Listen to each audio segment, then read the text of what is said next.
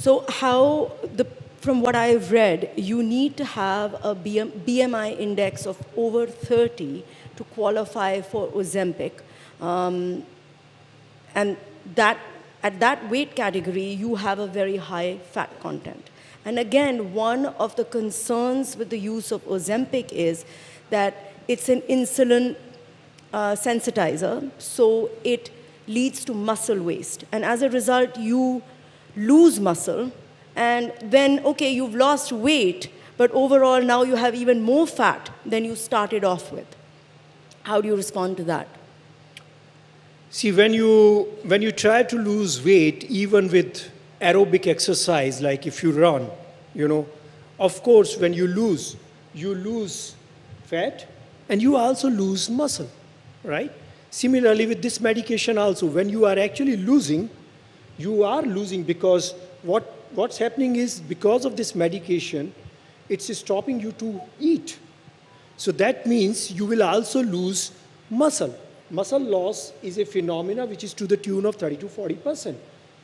And that muscle loss is a part of it. But what is very important is the patient should be in consultation with nutritionist, with a doctor, because nutrition is also a very integral part of it.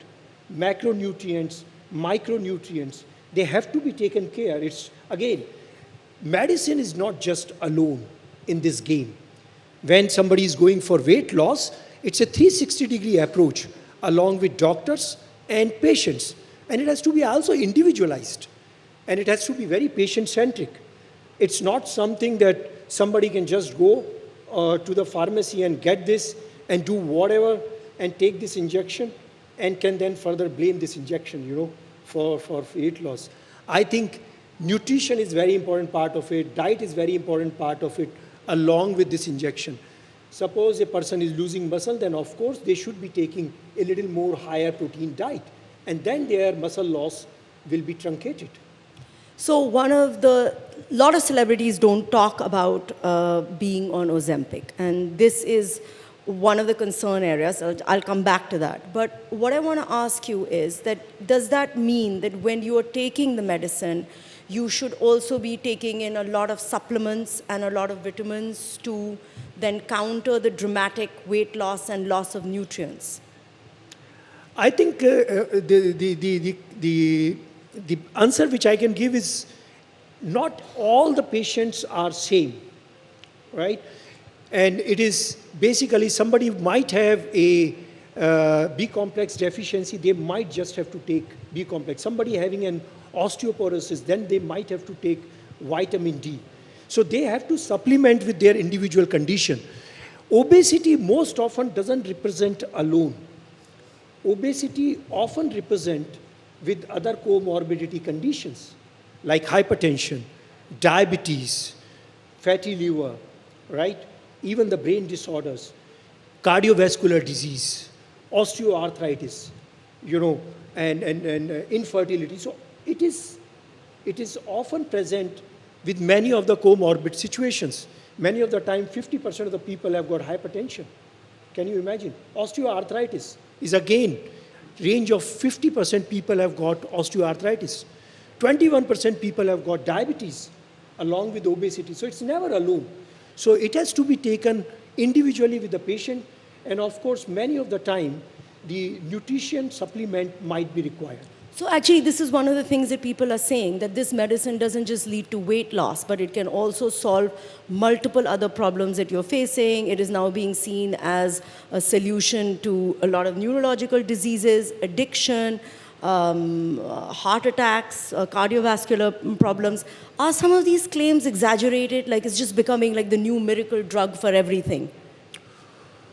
No, first of all, it is actually definitely not a miracle, because I think there are evolutions which are happening even in the therapy. There are definitely going to be more and more and better medications. Science as of today is known, and that is what is available.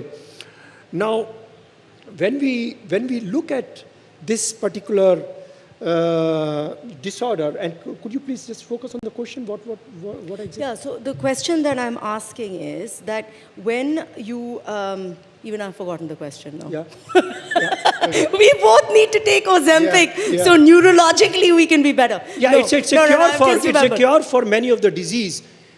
So let me tell you that obesity is the precursor or the reason, directly or indirectly, for 229 diseases from head to toe, including depression, anxiety, gout, osteoarthritis, thyroid, CVD, diabetes, hypertension, you name it, and infertility.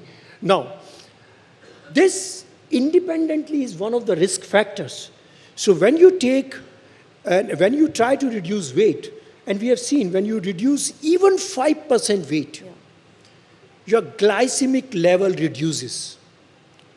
The blood pressure reduces. With 10%, you can actually delay and avoid type 2 diabetes. You can avoid fatty liver. At 10 to 15% of the weight loss, you can actually start looking at a little bit remission of type 2 diabetes. Are you saying that most people here should be taking this medicine?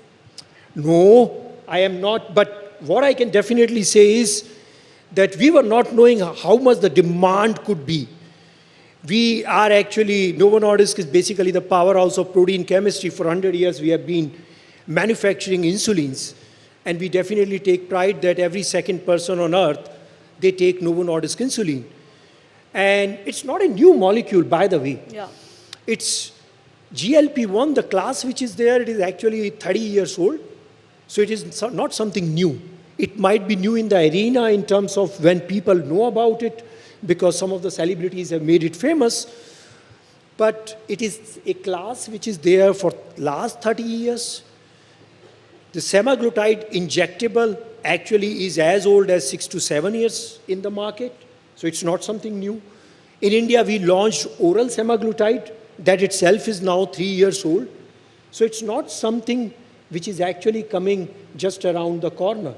But it's a molecule which is actually quite old, quite established in terms of getting onto the treatment, first for diabetes, and then we saw the result in obesity, and that result, when it came on obesity, we were surprised that the demand was much more higher than what we actually thought. We should have calibrated that what kind of a demand is going to be there when 1 billion people are getting affected by obesity, and at least an overweight condition.